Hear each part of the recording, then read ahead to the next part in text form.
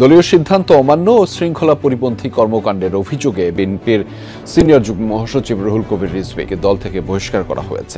আপনারা তো ইসলাম নিয়ে রাজনীতি করেন, ইসলাম মানে কি বারবার মুনাফিকি করা? আবার দুই একটি রাজনৈতিক দল দেখি তারাও সবক দেন যে চাঁদাবাজ বিদায় নিয়েছে, আর কোনো চাঁদাবাজকে আমরা দেখতে চাই না। সহকর্মী এরকম ভুল উপলব্ধি করছেন, তাদের বিভিন্ন আচরণের জন্য বিভিন্নভাবে বিভিন্ন জায়গায় দল ক্ষতিগ্রস্ত হচ্ছে, দলের ইমেজ ক্ষতিগ্রস্ত হচ্ছে। যার জন্য দল ক্ষতিগ্রস্ত হবে তাকেই রুহুল কবির রিজভীর মতো দল থেকে বাদ দিয়ে দিলে বিএনপি দলটা অন্তত পক্ষে সমালোচিত হবে না। আওয়ামী লীগ সরকার শেখ হাসিনা পালিয়ে যাওয়ার পরে রুহুল কবির রিজভী এমন ভাড়া বেড়েছিল, তিনি মনে করেছিল শেখ হাসিনা পালিয়ে যাওয়ার পরে ওবায়দুল কাদের যে স্থানে ছিল সেই স্থানটা রুহুল কবির রিজভীর, যে কারণে তিনি ইসলামিক দলগুলো সহ যে সমস্ত মানুষজন তাদের বিরুদ্ধে অবস্থান করতেছে বা ছোট ছোট রাজনৈতিক দলগুলো রয়েছে তাদেরকে তিনি তুচ্ছ তাচ্ছিল্য করে কথা বলতেছিলেন, যার ফলে মানুষ কিন্তু বিএনপির থেকে মুখ ফিরিয়ে নিচ্ছেন। এবং এই বিষয়টি নজরে এসেছে তারেক রহমানের, এবং তারেক রহমান এবার রুহুল কবির রিজভীকে নিয়ে স্পষ্ট যে বক্তব্য দিয়েছে সেটা আপনারা দেখতে পারবেন। এবং রুহুল কবির রিজভী অতিমাত্রায় যে সমস্ত কথাবার্তা বলেছে সেটা দেখলেই বুঝতে পারবেন রুহুল কবির রিজভীকে আপনি আসলে তার মানে আপনি শুধু তাকে দল থেকে অব্যাহতি না বরং তাকে গ্রেফতারও করা উচিত। আপনি আসলে এটাই মনে করবেন তার বক্তব্য শুনলে, এবং কেন তাকে মানে বাদ দিয়ে দেওয়া হয়েছে এই বক্তব্যটি আপনারা শুনবেন। তার আগে আমরা রুহুল কবির রিজভীর পুরো বক্তব্য একটু শুনে আসি, তাহলেই বুঝতে পারবেন যে তিনি আসলে আবার বাংলাদেশকে লুটে খাওয়ার জন্য কত ধরনের চেষ্টা চালিয়ে যাচ্ছে। চলুন তার বক্তব্য শুনে আসি, এবং শেষে তারেক রহমানের বক্তব্য অবশ্যই শুনবেন, তাই লাইক দিয়ে পুরো ভিডিওটি দেখুন। আপনারা তো ইসলাম নিয়ে রাজনীতি করেন, ইসলাম মানে কি বারবার মুনাফিকি করা? আবার দুই একটি রাজনৈতিক দল দেখি তারাও সবক দেন যে চাঁদাবাজ বিদায় নিয়েছে, আর কোনো চাঁদাবাজকে আমরা দেখতে চাই না। আপনাদের ৭১-এর অর্জন কি? আপনারা ৭১-এর বিরোধিতা করেছেন। আমরা তো দেখেছি ইসলামী ব্যাংক কিভাবে গ্রাস করে নিল একটি রাজনৈতিক দলের অনুসারীরা। তাহলে আজকে কোন মুখে বলছেন এক চাঁদাবাজ পালিয়েছে, আরেক চাঁদাবাজকে কেউ দেখতে চায় না, আসুক চাঁদাবাজ না আসুক? কাকে উদ্দেশ্য করে বলছেন? শেখ হাসিনার আমলে যারা ব্যাংক লুট করেছে, ব্যাংক আত্মসাৎ করেছে, এই সালনদের উত্তরসূরি হিসাবে ৫ই আগস্টের পর আমরা কি ব্যাংক আত্মসাৎ করতে দেখিনি? আমরা তো দেখেছি ইসলামী ব্যাংক কিভাবে গ্রাস করে নিল একটি রাজনৈতিক দলের অনুসারীরা। তাহলে আজকে কোন মুখে বলছেন এক চাঁদাবাজ পালিয়েছে, আরেক চাঁদাবাজকে কেউ দেখতে চায় না? কাকে উদ্দেশ্য করে বলছেন আমরা কি বুঝতে পারি না? আমরা তো প্রথমেই দেখলাম ৫ই আগস্টের পরের দিনই কি করে ইসলামী ব্যাংকগুলো আপনারা দখল করেছেন, এটা তো জনগণ দেখেছে। আর আজকে বড় বড় কথা বলেন, কলঙ্ক লেপন করার চেষ্টা করেন বিএনপির নামে। পাড়া মহল্লায়, জেলায় জেলায় অনেক টার্মিনাল দখল সহ, অনেক সিএনজি স্ট্যান্ড দখল সহ, অনেক টেন্ডার ভাগাভাগির মধ্যে আপনাদের লোকরা কি জড়িত নেই? আমি সেই রাজনৈতিক দলটিকে বলতে চাই, খুব নীরবে নিভৃতে সব কিছু অপকর্মের সাথে আপনারা জড়িত। শেখ হাসিনার ব্যাংক আত্মসাতের পর, ৫ই আগস্টের পর আপনাদের আত্মসাতও তো জনগণ দেখেছে। আমরা হাসিনার আমলে দেখেছি চাপাতি লীগ, হেলমেট লীগ, বন্দুক লীগ, আবার জনগণ তো এটাও জানে খুর লীগ এবং খুর পার্টি এবং পায়ের রক কাটা পার্টি। এরা কারা? এদেরকে জনগণ জানে না। তারা পায়ের রক কাটে, তাদেরকে তো জনগণ ঠিকই চেনে। সুতরাং খুব ঘোলা পানিতে মাছ শিকার করার চেষ্টা করছে। আপনাদের ৭১-এর অর্জন কি? আপনারা ৭১-এর বিরোধিতা করেছেন। জিয়াউর রহমান স্বাধীনতা ঘোষণা দিয়েছেন। এই গৌরব বিএনপির, ৭১-এর গৌরব, ৯০-এর গৌরব, এই গৌরব বিএনপির। কারণ সেদিনও আপনারা শেখ হাসিনার সাথে আঘাত করে আপনারা এরশাদের মতো একটা এরশাদের কুলাঙ্গারের নির্বাচনে, ৮৬ সালের নির্বাচনে, এটাও তো জনগণ দেখেছে। কিন্তু বিএনপি সেই নির্বাচনে যায়নি। তার নেত্রী বলেছিলেন, দেশনেত্রী বেগম খালেদা জিয়া, যে এরশাদের অধীনে কোনো নির্বাচন করব না, স্বৈরাচারের অধীনে কোনো নির্বাচন করব না। আপনারা মঈনুদ্দিন ফখরুদ্দিনের, ওরা গণতন্ত্রকে ধ্বংস করার জন্য এবং একটি ভয়ঙ্কর হাসিনার স্বৈরাচার কায়েমের জন্য এসেছিল। তখনও সেদিন আপনারা বাধ্য করেছিলেন তার নির্বাচনে যেতে। এটাও তো জনগণ জানে এবং জনগণ দেখে। বিএনপির সেই ঐতিহ্যের পতাকা ধারণ করে, যে ঐতিহ্যের মধ্যে আছে জনগণের কাছে অঙ্গীকার থেকে বিন্দুমাত্র বিএনপি পশ্চাৎপসরণ করে না। গৌরব বিএনপির, এই গৌরব জিয়াউর রহমানের, এই গৌরব দেশনেত্রী বেগম খালেদা জিয়ার, এই গৌরব তারেক রহমানের। তাই বন্ধুরা আমার, ৭১ থেকে আপনার ৫ই আগস্ট পর্যন্ত গণতন্ত্রের প্রশ্নে কখনো মাথা নিচু করেনি বিএনপি।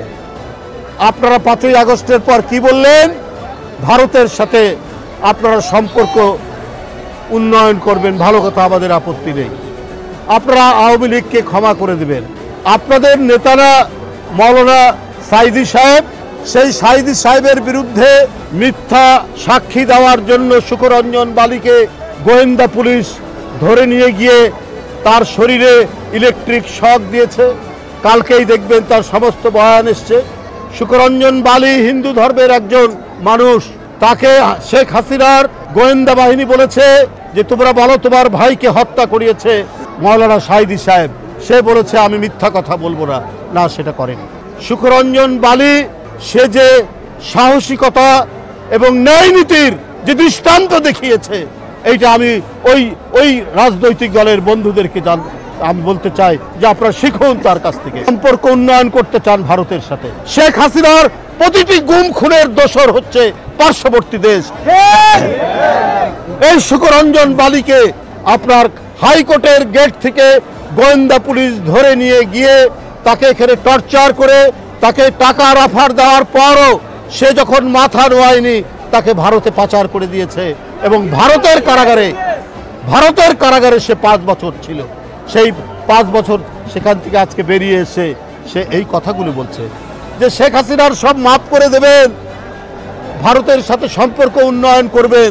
তো এর মধ্যে দিয়ে তো প্রমাণিত হয় যে আপনারা হচ্ছে ন্যায় নীতির পরোয়া করেন না, আপনারা রাজনীতির নামে ধান্দাবাজি করেন, আপনারা অন্য কিছু করেন না। আপনার দলের প্রধান নেতাদেরকে যারা জুডিশিয়াল প্রক্রিয়ার নামে জুডিশিয়াল কিলিং করলো, তাদেরকে বলছেন আপনারা মাফ করে দেবেন।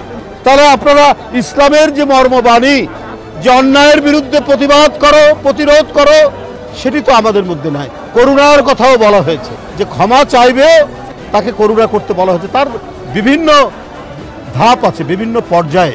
ওরা ক্ষমা চাইলেও না কিছু না, আপনি তাদেরকে ক্ষমা করে দেবেন, সম্পর্ক উন্নয়ন করবেন। অর্থাৎ আপনারা আপনাদের রক্তের সাথেই বেইমানি হলো না।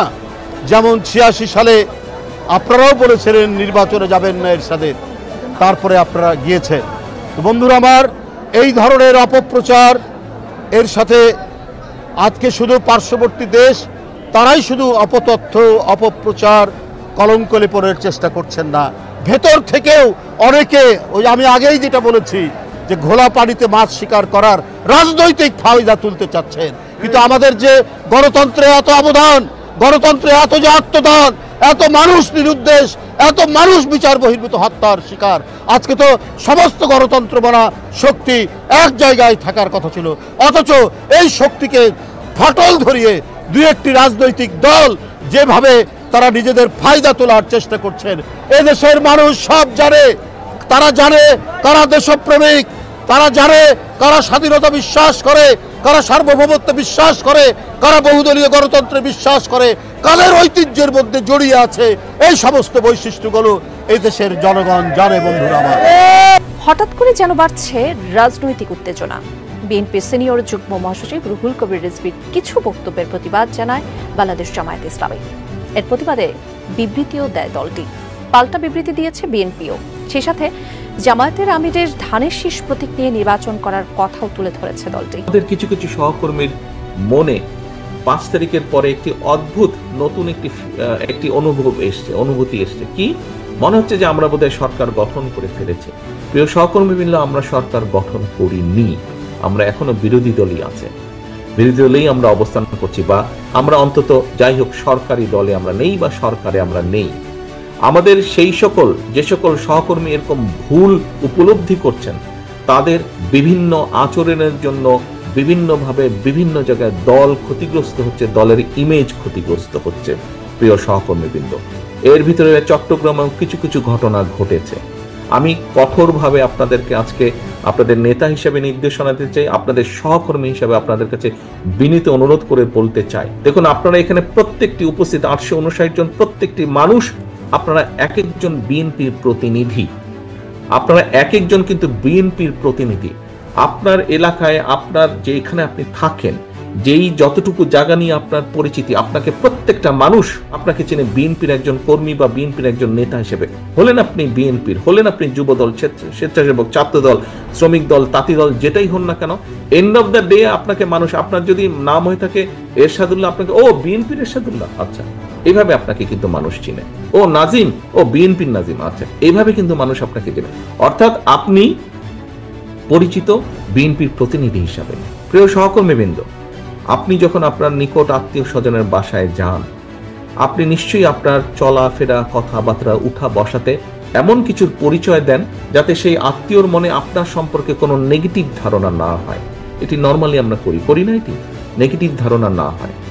সহকর্মীবৃন্দ, আপনি যখন এলাকায় পরিচিত বিএনপির প্রতিনিধি হিসাবে কেন আপনি এমন কিছু করবেন, আপনার যেই কথা, আপনার যেই বিহেভিয়ার, আপনার যেই কাজের দ্বারা দলের ইমেজ, দল ক্ষতিগ্রস্ত হবে, কেন আপনি এটা করবেন? আপনার এলাকার মানুষ তো আপনারই স্বজন, আপনারই তো আপনজন। দুদিন পরে যখন ভোট হবে ইনশাল্লাহ, সেই ভোটের সময় তো আপনি ধানের শীষের পক্ষে ভোট করতে যাবেন। আপনি কোন মুখে তাদের কাছে ভোট চাইবেন? আজকে যদি এমন কোন বিতর্কিত কথা বা বিতর্কিত কাজ আপনি করে থাকেন, তখন তো সে আপনাকে উল্টা ইনসাল্ট করবে যে ওই দিন এই কাজ করেছিল না, কেন এখন আসছে ভোট চাইতে আমার কাছে? এই কথা আপনাকে শুনতে হবে। আমাদের পক্ষে সম্ভব না, আমরা বিশ্বাস করি না দামি নির্বাচনে, আমরা বিশ্বাস করি না নিশিরাতের নির্বাচনে, আমরা বিশ্বাস করি না ব্যালট চুরির নির্বাচনে। নায়ক তারেক রহমান তিনি যেই কথাবার্তা বলেছেন, এটা একটা সাধারণ মানুষের কথা। মানে তিনি একজন দেশের ভারপ্রাপ্ত চেয়ারপারসন, অর্থাৎ খালেদা জিয়ার পরে যার স্থান, অর্থাৎ খালেদা জিয়ার অবর্তমানে বিএনপির সর্বোচ্চ পর্যায়ের নেতা যিনি, সেটা হচ্ছে তারেক রহমান। সেই নেতা যেভাবে কথা বলতেছে, কিন্তু তাদের পাতি নেতারা যারা আসলে বিভিন্ন সময় লাফায়, এই সমস্ত নেতারা আসলে লাফায় কি জন্য? মরার জন্য। ওই যে পিপিলিকার পাখা গজায় মরিবার তরে, এই রুহুল কবির রিজভীর অবস্থাটা হয়েছে এরকম। জনগণ আসলে প্রতিবাদী হতে শিখে গেছে। কোন সময় এই রুহুল কবির রিজভীকে জনগণ আসলে মাঠে ঘাটে মারা শুরু করে দেবে, সেটা হোক পিছন থেকে মারা অথবা সামনে থেকে মারা, সেটা কিন্তু রুহুল কবির রিজভী সেই দিন আসলে উপলব্ধি করতে পারবে যেদিন আসলে জনগণের হাতে ধোলাই খাবে। তাই বিএনপির এই সমস্ত নেতাকর্মীরা যারা আসলে অতিবাড়া বেড়ে গিয়েছে এবং দলের মানে কোনো নিয়ম শৃঙ্খলা রক্ষা করে চলে না, তাদেরকে অবশ্যই দল থেকে অব্যাহতি দেওয়া বা তাদেরকে বাদ দিয়ে দেওয়াটা আমি মনে করি সময় উপযোগী সিদ্ধান্ত। আপনি আসলে কি সেটা মনে করেন? কমেন্ট অপশনে জানিয়ে যাবেন। ভালো থাকবেন সবাই। আসসালামু আলাইকুম ওয়া রাহমাতুল্লাহ।